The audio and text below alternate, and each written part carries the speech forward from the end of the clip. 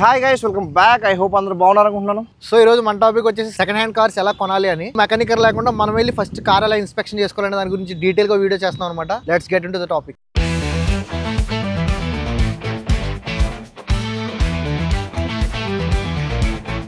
So ఈ car వచ్చేసి Kia Seltos. ఇదైతే మా బ్రదర్ అనమాట. ఫస్ట్ మనం సెకండ్ హ్యాండ్ కార్ కొన్నప్పుడు మనం అయితే మార్నింగ్ అయితే వెళ్ళాలి, ఎందుకంటే అంత క్లారిటీగా చూసుకోవడానికి నైట్ వెళ్తే మనకి ఏం తెలియదు. ఫస్ట్ ఆఫ్ ఆల్ మనం అవుట్ లుక్ అయితే చూసుకోవాలి కార్ది, ఎక్కడైనా డ్యామేజ్ ఉన్నాయా, డెంట్స్ ఉన్నాయా, లేకపోతే పెయింట్ ఏమైనా రీప్లేస్ చేశారని మాత్రం. ఎందుకంటే పెయింట్ రీప్లేస్ చేస్తే మనకు డిఫరెన్స్ తెలిసిపోద్ది. సన్ గ్లేర్ పడినప్పుడు డిఫరెన్స్ చాలా తెలిసిపోద్ది అనమాట. అండ్ గ్లాస్ రీప్లేస్ చేసినా కూడా తెలుసుకోవాలి. ఎలా తెలుసుకోవాలంటే గ్లాస్ కి మనకు నెంబర్ ఉంటుంది అనమాట. ఇక్కడైతే మనకు నెంబర్ ఉంది, దీనికి 2553 అని చెప్పి.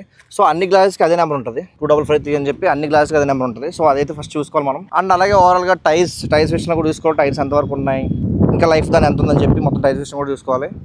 చాలా మంది ఈ సీ దగ్గరలో ఉన్న లొకేషన్స్ కూడా చాలా వెహికల్స్ అక్కడి నుంచి కూడా వస్తూ ఉంటాయి. మెయిన్లీ అక్కడ వెహికల్స్కి ప్రాబ్లం ఏంటంటే రస్ట్ అనమాట.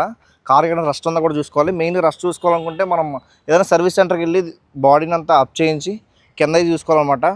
ఈ డౌన్లో ఎక్కడ రస్ట్ ఉందా, లేదా ఎక్కడన్నా డ్యామేజ్ అయిందా, ఎక్కడన్నా పగిలిపోయిందా అని చెప్పి కిందంతా చూసుకోవాలన్నమాట. అండ్ నెక్స్ట్ వచ్చేసి మనం అయితే బూట్ ఓపెన్ చేద్దాం. బూట్లో అసలు స్పేర్ వీల్ ఉందా లేదా అనేది కూడా చెక్ చేసుకోవాలి మనం. రెగ్యులర్ బూట్ ఓపెన్ చేసినప్పుడు ఆబ్వియస్లీ స్పేర్ వీల్ ఇది మన దగ్గర ఉంది. అండ్ ఒక్కోసారి ఫ్లడ్స్ ఉన్న కార్లు కూడా వస్తూ ఉంటాయి మనం సెకండ్ హ్యాండ్ చూసుకోవడానికి వెళ్ళినప్పుడు. అప్పుడు అయితే ఇక్కడ మొత్తం రస్ట్ అంతా పట్టేస్తుంది. ఈ ప్లేస్ లో వాటర్ ఉంటాం కానీ రస్ట్ ఉంటాం కానీ, ఈ ప్లేస్ లో రస్ట్ ఉండగానే వాటర్ ఉండగానే అలాంటివన్నీ కనిపిస్తూ ఉంటుంది మనకు ఒకవేళ ఈ ఫ్లడ్స్ లో ఉన్న కార్ అయితే. అండ్ దీని జాక్ ఉందా కూడా చూడాలి. సో నెక్స్ట్ మనం చూసుకోవాల్సింది ఏంటంటే ఈ లైట్స్ ఎక్కడ బ్రేక్ అయ్యి ఉన్నాయా, ఆన్ అవుతున్నాయా, పని చేస్తాయి అన్నీ చూసుకోవాలన్నమాట. అండ్ అగైన్ మనం మళ్ళీ రెస్ట్ విషయంలో చూసుకోవాల్సింది ఏంటంటే మనకి ఫ్లడ్స్ కానీ ఏదైనా డ్యామేజ్ అయి ఉంటే ఇక్కడ కూడా వాటర్ ఉండిపోతూ ఉంటాయి. అండ్ ఒకసారి క్యాప్స్ కూడా మిస్ అవుతూ ఉంటాయి, ఇవి కూడా చూసుకోవాలి మనం. అండ్ ఇంజన్ ఆన్ చేసాక ఇంజన్ నాయిస్ అసలు బయటికి ఎలా ఉందో చూడాలి. ఎందుకంటే ఇప్పుడైతే ఇంజన్ ఆన్లో ఉంది, నాకు తెలిసి మీకు సౌండ్ వినిపిస్తుంది అనుకుంటున్నాను. ఎస్, ఇప్పుడైతే ఇంజిన్ ఆన్లో ఉంది, అసలు ఎటువంటి వైబ్రేషన్స్ లేవు, చాలా స్మూత్గా వస్తుంది. అండ్ వెనకాల స్మోక్ కూడా చూసుకోవాలి మనం. సో మనం అవుటర్ లుక్ ఇవన్నీ చెక్ చేసుకోవాలి. ఫస్ట్ పెయింట్ ఎలా ఉంది, ఆల్ థింగ్స్ ఎలా ఉన్నాయి, బయట థింగ్స్, కార్ స్టెప్నీ కానీ టైర్స్ కానీ అన్నీ ఎలా ఉన్నాయి, ఎక్కడ బ్రేక్ కానీ మొత్తం చూసుకున్న తర్వాత అప్పుడు మనం అయితే ఇంటీరియర్ చూసుకోవాలన్నమాట. ఫస్ట్ మనం అయితే అవుటర్ అంతా చూసుకున్నాం కాబట్టి ఇప్పుడు ఇంజిన్ దగ్గరకు వచ్చాం అనమాట. సో ఇంజిన్ లో మనం మేజర్ గా చూసుకోవాల్సింది అసలు ఇంజిన్ కి ఎక్కడైనా లీక్స్ ఉన్నాయా లేదా. అండ్ దట్ నెక్స్ట్ ఇది ఉంది కదా, ఈ గ్లూ ఏదైతే ఉందో ఇది ఓన్లీ షోరూమ్ నుంచి వచ్చినప్పుడే వస్తుంది అనమాట. ఇక్కడ కానీ రీప్లేస్ అయిన పార్ట్స్కి ఇది ఉండదు. సో అది కూడా చూసుకోవాలి. మెయిన్ మేజర్ థింగ్ వచ్చేసి ఇంజిన్ నాయిస్ అనమాట. మీకు ఏదైనా నాయిస్ ఏది వస్తున్నా సరే మన ఇంజిన్ నాయిస్ చూసుకోవచ్చు, ఎక్కడ కూడా సౌండ్ తేడాగా లేదనమాట. నెక్స్ట్ మీరు మేజర్గా డీజిల్ వెహికల్ తీసుకున్నప్పుడు చేయాల్సిన మేజర్ పని ఏంటంటే ఇది ఉంది కదా ఇంజిన్ ఆయిల్ లిడ్. సో దీన్ని ఓపెన్ చేసాం, ప్రస్తుతానికి మనకి స్మోక్ అయితే ఏం రావట్లేదు కదా. సో ఇక్కడ నుంచి కానీ స్మోక్ వచ్చిందంటే వెహికల్ మనం తీసుకోకపోవడం మంచిదనమాట. ఎందుకంటే వెహికల్కి కంపల్సరీ పిస్టన్ లాక్ అయిపోయి ఉండాలి, లేకపోతే లోపల ఏమన్నా మేజర్ ప్రాబ్లం ఉంటుంది అనమాట ఇంజిన్కి. నెక్స్ట్ బ్యాటరీ చూసుకోవచ్చు, బ్యాటరీ లైఫ్ చూసుకోవాలి, ఇక్కడ బ్యాటరీ ఎలా ఉంది ఏంటనేది. అండ్ మేజర్గా ఇంజిన్ సైడ్ వచ్చేసి మనం కింద కూడా చూసుకోవాలన్నమాట. వెహికల్ కొంచెం లిఫ్ట్ చేయించి కింద అసలు ఎక్కడన్నా ఇంజిన్కి ఏమైనా దెబ్బలు ఉన్నాయి ఏంటని చెప్పేసి అది కూడా చూసుకోవాలి. సో ఇది మేజర్ అనమాట.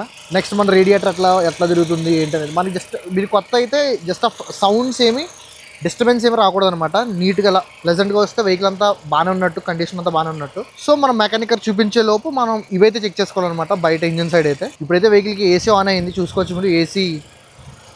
ఏసీ ఫ్యాన్ కూడా ఆన్ అయింది అనమాట. సో దీని సౌండ్ అయితే ఇట్లా ఉంటుంది. సో మేజర్గా చెక్ చేసుకోవాల్సినవి అవి మనంగా వెళ్ళి చెక్ చేసుకోవాల్సినవి. ఇక్కడ ఫ్యూజ్ బాక్స్ ఉంది కదా, చాలామంది ఏం చేస్తారంటే ఈ ఫ్యూజెస్ కొట్టేస్తున్నాయని చెప్పి ఇక్కడ వైర్ వేస్తారనమాట, వైర్ వేసి పెడతారు. సో అది కూడా మనం చాలా జాగ్రత్తగా చూసుకోవాలి. ఎందుకంటే ఈ ఫ్యూజెస్ అనేవి పవర్ ఎక్కువైనప్పుడు ఇవి కట్ అయిపోతాయి అనమాట. ఫ్యూజెస్ చాలామంది ఏం చేస్తారంటే కాపర్ వైర్ చుట్టేసి ఈ ఫ్యూజెస్లో పెడుతూ ఉంటారు, ఏదైనా ఫ్యూజ్ అంత మాటలు పోతుంటే. సో అది కూడా మనం చూసుకోవాలి, ఎందుకంటే వెహికల్ వైర్స్ అయ్యి కాలిపోయే ఛాన్సెస్ ఉంటాయి అనమాట అట్లాంటివి చేస్తే. అండ్ బేసిక్గా ఇవి మనం చూసుకోవాల్సినవి. బయట అయితే ఇంజిన్ సైడ్ అయితే ఇవి చూసుకోవాల్సినవి. నెక్స్ట్ థింగ్ మనం డోర్స్ దగ్గర చూసుకోవాల్సింది యాజ్ యూజువల్ ఇదనమాట. ఇది అండ్ ఈ క్లాడింగ్ కూడా చూసుకోవాలి ఎలా ఉంది ఏంటి అనేది. నెక్స్ట్ మెయిన్ పార్ట్ వచ్చేసి ఇదనమాట. మనకి ఇక్కడ డాట్స్ కనిపిస్తున్నాయి కదా, ఇది వెహికల్ మ్యానుఫ్యాక్చరింగ్ నుంచి వచ్చే డాట్స్ అనమాట. సో వెహికల్ ఏదైనా యాక్సిడెంట్ అయ్యి ఏదైనా కట్ అయితే ఈ డాట్స్ అయితే ఉండవు అనమాట.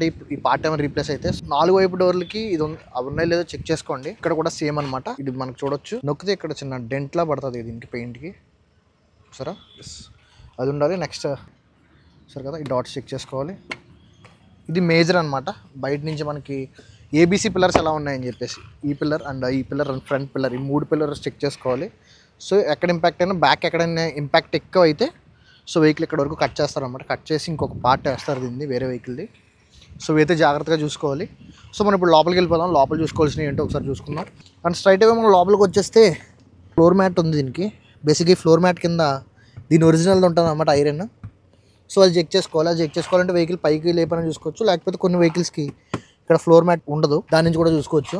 నెక్స్ట్ మనకి ఇంటీరియర్స్లో సీట్ కవర్స్ ఎలా ఉన్నాయి, సో లోపలికి ఇంజన్ నాయిస్ వస్తుందో రావట్లేదో చూసుకోండి. బేసికలీ మీరు ఏ వెహికల్ తీసుకున్నా అబౌట్ 2015 తీసుకోవడానికే ప్లాన్ చేసుకోండి. ఎందుకంటే మీరు తక్కువలో వచ్చేస్తుంది, 1 lakh వచ్చేస్తుంది, పెద్ద కార్ వచ్చేస్తుంది అని తక్కువలో పెట్టి తీసుకున్నారంటే తర్వాత దానికి వచ్చే మెయింటెనెన్స్ అయితే చాలా ఎక్కువ ఉంటుంది అనమాట. బేసిక్గా మనకి అంత ఓల్డ్ మోడల్స్ తీసుకుంటే స్పేర్స్ దొరకవు. సో ఇవన్నీ ఆలోచించుకుని ది బెస్ట్ కార్ మీరు తీసుకోవాలని చెప్పేసి ఈ వీడియో చేస్తున్నాం అనమాట. సో తక్కువలో వచ్చేస్తుంది 2010, 2009, 2008 ఈ మోడల్స్ తీసుకున్నారంటే కంపల్సరీ వెహికల్ ఏదో ఒక డిఫెక్ట్ ఉంటుంది అనమాట. ఎందుకంటే 15 years దాటేసిందంటే వెహికల్ స్పాన్ 15 years, తర్వాత ఒక 5 years మళ్ళీ మనం రెన్యువల్ చేయించుకోవాలి. 15 years దాటేసిన వెహికల్ కొనడం అయితే వేస్ట్ అనమాట నన్ను అడిగితే. ఎందుకంటే బేసిక్ గా దానికి ఏదో ఒక కంప్లైంట్ అయితే ఉంటుంది అనమాట. మేజర్ గా అన్ని చెప్పేసాం వెహికల్ ఎలా చూసుకోవాలి ఏంటి అనేది. అండ్ నెక్స్ట్ డ్రైవ్ చేస్తున్నప్పుడు స్టీరింగ్ లాగుతుందా, ఒక సైడ్కి లాగుతుందా ఏంటని చూసుకోవాలి. సో ఏసీ కూడా ఎలా వస్తుంది అనేది ఒకసారి చూసుకోవాలన్నమాట. వెహికల్లో మనం సెకండ్ హ్యాండ్ తీసుకుంటాం కాబట్టి కంపల్సరీ ఇందాక మా వాడు చెప్పినట్టు డే టైమే ప్రిఫర్ చేయండి. అలాగే మనం నైట్ టైం వెళ్ళి 2 సార్లు అయితే మోసపోయాం అనమాట. సో మాకు జరిగిన ఈ ఎక్స్పీరియన్స్తో మేము ఈ వీడియో అయితే చేస్తాం. సో మొత్తం సెకండ్ హ్యాండ్ కార్ ఎలా కొనాలి ఏంటి మనం మెకానిక్ తీసుకెళ్ళక ముందు అయితే ఇవన్నీ తెలుసుకున్నాం కాబట్టి కార్ మీరు ఎంత మంచిగా పరిశీలించేసినా మళ్ళీ మెకానిక్ దగ్గరికి అయితే తీసుకెళ్ళి మొత్తం మళ్ళీ క్లీన్గా చెక్ చేయించుకోండి. మీకు తెలిసిన మెకానిక్ అయితే చాలా బాగుంటుంది. మొత్తం అంతా చెక్ చేసుకుని ఒక 4-5 times చెక్ చేసుకున్న తర్వాత కార్ అయితే తీసుకోండి. తీసుకున్న తర్వాత మీరు ఏం చేయలేదు, దానికి ఏమన్నా సరే మళ్ళీ బాధపడాల్సి వస్తుంది. మేము అలాగే బిస్కెట్ అయ్యాం కాబట్టి మీకు ఇలా చెప్తే ఇంత ఇన్ఫర్మేటివ్గా చెప్తున్నాం అనమాట. వీడియో చూసారు కదా. సో వీడియో చూసిన వాళ్ళందరూ కూడా వెహికల్ ఏదైనా సరే సెకండ్ హ్యాండ్లో తీసుకున్నప్పుడు ఒక 4-5 షోరూమ్స్ అయితే తిరగండి అనమాట. ఒక షోరూంలో చూసేసి మీరు కన్ఫర్మ్ అయితే చేసుకోవద్దు. కొత్త వెహికల్ అయితే మనం ఒక షోరూంలో వెళ్ళి చూసుకున్నా ప్రాబ్లం ఉండదు. సెకండ్ హ్యాండ్ కార్ కాబట్టి చాలా జాగ్రత్తగా చూసుకోండి. ఎందుకంటే బయట మోసాలు అయితే చాలా గట్టిగా జరుగుతున్నాయి. కంపల్సరీ మెకానిక్ అయితే తీసుకెళ్ళండి, మంచి మెకానిక్ అని తీసుకెళ్ళండి. That's it for today guys. For more videos please do like, share and subscribe the Telugu boys YouTube channel. We are signing off.